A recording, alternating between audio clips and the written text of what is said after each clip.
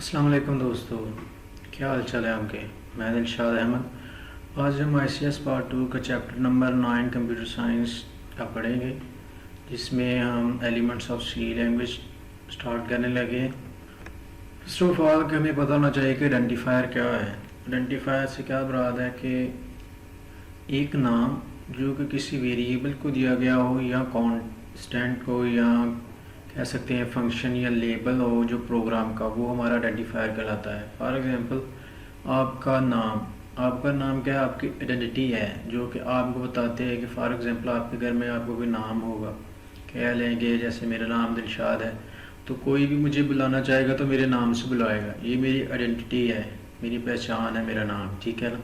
तो अगर हम किसी वेरिएबल को बुलाना चाहें या कांस्टेंट की वैल्यू को चेक करना चाहें या किसी फंक्शन को कॉल आउट करना चाहें तो हम उसको उसके नाम से पुकारेंगे ताकि वो आके हमारी मदद करे, यानी कि वो आके हमें अपना रिज़ल्ट शो करवाए। इसमें क्या है कि सी लैंग्वेज में हमारे पास किसी आइडेंटिफायर को डिफ़ाइन करने के लिए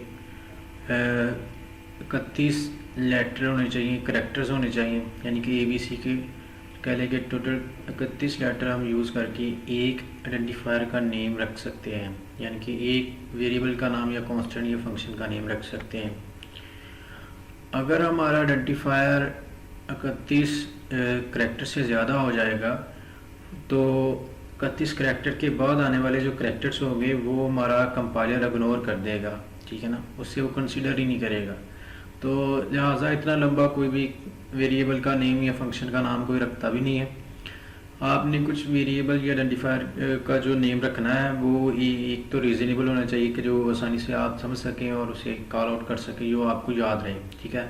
फॉर एग्जांपल अगर हमारे किसी दोस्त का नाम हो सैयद, फैसल, रज़ा, शाह, बुखारी, चिश्ती, साबरी, बुलबुल, साबरी, ठीक है, तो आप उसको किस नाम से पुकारेंगे? इतना लंबा नाम तो नहीं लेंगे, आप उसका आसानी से नाम लेंगे फैसल, ठीक है ना। तो इससे अच्छा है कि आप इतना लंबा नाम रखने की बजाय आप उसे सीधा उसका नाम लेंगे फैसल, ठीक है।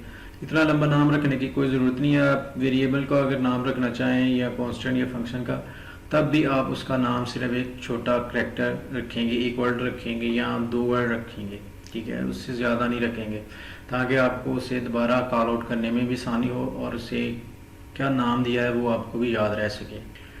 अब इसके आइडेंटिफायर को रूल्स होते हैं जो कि डिफ़ाइन करने के लिए इस्तेमाल किए जाते हैं, जिसमें जो हमारे पास जो इम्पोर्टेंट रूल है वो फर्स्ट ऑफ ऑल ये है कि हम या तो आइडेंटिफायर का नाम जो है फर्स्ट लेटर, ठीक है ना, पहला करैक्टर वो या तो अल्फ़ाबेटिक्स होना चाहिए ABC में, या फिर वो स्टार्ट होना चाहिए अंडरस्कोर से, ठीक है, यानी कि एक लाइन से, और उस लेटर में हमारे पास कम से कम एक जो करैक्टर अल्फ़ाबेटिक का होना चाहिए। हम डिजिट भी इस्तेमाल कर सकते हैं और या फिर अंडरस्कोर भी हम इस्तेमाल कर सकते हैं, लेकिन स्टार्ट में हमारे पास या तो अल्फ़ाबेटिक होना चाहिए या अंडरस्कोर होना चाहिए।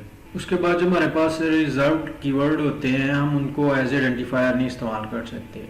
रिजर्व कीवर्ड को हम कीवर्ड भी कह सकते हैं कि जो हमारे सी में हमारे पास ऑलरेडी डिफाइन किए गए हों, ठीक है। उसके बाद आते हैं कि टाइप्स ऑफ आइडेंटिफायर कितने हैं, हमारे पास किस तरह के आइडेंटिफायर्स हो सकते हैं। हमारे पास दो तरह के दो मेन इंपॉर्टेंट जो आइडेंटिफायर टाइप्स हैं वो कौन कौन सी हैं। एक तो है स्टैंडर्ड आइडेंटिफायर। स्टैंडर्ड आइडेंटिफायर से मुराद है कि वो आइडेंटिफायर जो स्पेशली सी लैंग्वेज में अगर उसका जो डेवलपर है वो डिफ़ाइन करे, ठीक है ना। लाइक कह लें कि आप स्कैन एफ या प्रिंट एफ का जो फंक्शन है ये प्री डिफ़ाइन किया गया है, ये हम नहीं डिफ़ाइन करते, ये उसका जो डेवलपर है या जो प्रोग्रामिंग टीम है जो किसी लैंग्वेज की बैकएंड की डेवलपमेंट करती है उन्होंने इस फंक्शन को डिफ़ाइन किया हुआ है, ठीक है। उसके बाद आता है हमारे पास यूज़र डिफाइंड आइडेंटिफायर। इसमें क्या होता है कि हमारा जो प्रोग्रामर होता है, जैसे कि आप हो गए, मैं हो गया, हम कोई वेरिएबल का नाम लिखते हैं या कोई फंक्शन डिफ़ाइन करते हैं, वो यूज़र डिफाइंड फंक्शंस होंगे कि हमने उसे डिफ़ाइन किया है, वो स्टैंडर्ड नहीं होंगे, वो यूज़र डिफाइंड आइडेंटिफायर कहलाएंगे। उसके बाद हमारे पास आते हैं कीवर्ड्स जो कि हम सी लैंग्वेज में इस्तेमाल कर सकते हैं कि वो कौन कौन से कीवर्ड्स हैं जो हम सी लैंग्वेज में इस्तेमाल करते हैं। उन कीवर्ड्स को हम सी लैंग्वेज में किस मकसद या किस पर्पज़ के लिए इस्तेमाल करते हैं वो पहले से ही डिफ़ाइन किया होता है। फॉर एग्जांपल प्रिंट एफ है, हमें पहले पता है कि ये प्रिंट एफ से क्या होगा कि हमारी जो आउटपुट है वो शो होगी। स्कैन एफ से हम यूज़र से जो कह लें कि अपना इनपुट ले सकते हैं। और जो हमारे कीवर्ड्स होते हैं उन्हें हम रिजर्व्ड कीवर्ड भी कहते हैं या रिजर्व्ड वर्ड भी कहते हैं, यानी कि जो पहले से ही किसी ख़ास मकसद या पर्पज़ के लिए डिफ़ाइन किए गए हों। उसके बाद हमारे पास जो सी लैंग्वेज है, इसमें हमारे पास 32 या कह लेंगे 32 जो है ना कीवर्ड्स होते हैं जो कि डिफरेंट पर्पस के लिए इस्तेमाल किए जाते हैं। ये कुछ कीवर्ड्स हैं जो हमारे सी लैंग्वेज में इस्तेमाल किए जाते हैं, जिनमें कह लें ऑटो है, डबल है, इंट है, स्ट्रक्चर, ब्रेक, एज, लॉन्ग, सोन्स, बहुत सारे हैं। ठीक है ना, ये 32 रिजर्व कीवर्ड हैं, ये आप याद भी कर सकते हैं। मोस्टली हम थोड़े ही इस्तेमाल करते हैं। ठीक है, 10-15 इस्तेमाल होते हैं जो आमतौर पर इस्तेमाल होते हैं। ठीक है, आई होप कि आपको इन रिजर्व कीवर्ड और आइडेंटिफायर की कुछ समझ लगी होगी। अगर आपको इस लेक्चर की कुछ समझ लगी है तो प्लीज़ लाइक कीजिएगा और चैनल को सब्सक्राइब करना ना भूलिएगा। तो हमें याद रखिएगा। अल्लाह हाफिज़।